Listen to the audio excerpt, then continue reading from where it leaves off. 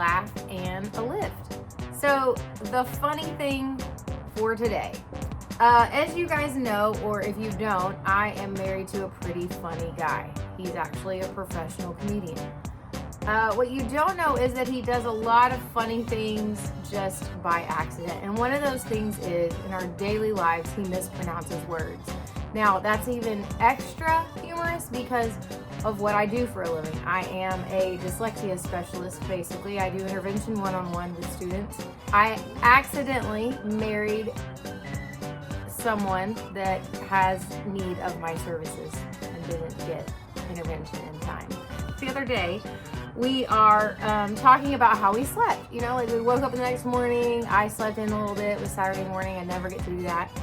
And so I walked into his office and I was like, hey, how did you sleep? And he said, man, I went right to sleep. I didn't wake up one time during the night. I slept so well. It was like I was comatose.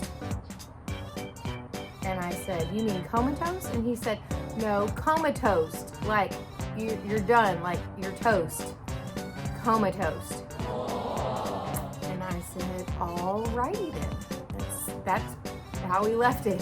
He refuses to be corrected and he will not change how he pronounces words. And there's a little part of me, don't tell him, that actually loves that.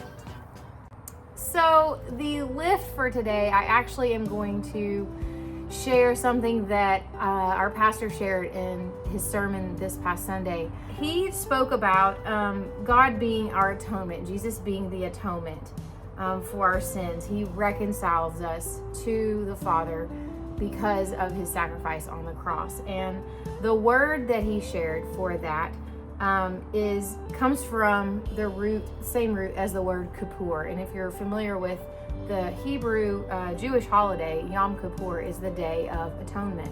And so that made sense. And then he flipped over to a verse in Genesis 6:14, and I'll read that. It says, make for yourself an ark of gopher wood. You shall make the ark with compartments and cover it inside and out with pitch.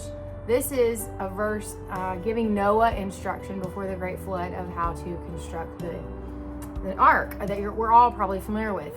What I wasn't familiar with is that word pitch in the original language comes from that same root word that means to atone or to cover completely. So just like the ark was covered completely inside and outside with pitch to keep the water from coming in and to save humanity, to save those animals for a fresh start on earth, Jesus' blood and his sacrifice on the cross cover us inside, outside, all over completely to save us from a certain death. And I just was overwhelmed by that correlation and that connection this week. So Genesis 6:14 was the Old Testament reference, and then 2 Corinthians 5:18 says, now all these things are from God, who reconciled us to himself through Christ and gave us the ministry of reconciliation. We are atoned, we are covered completely inside and out because of Jesus' sacrifice for us. So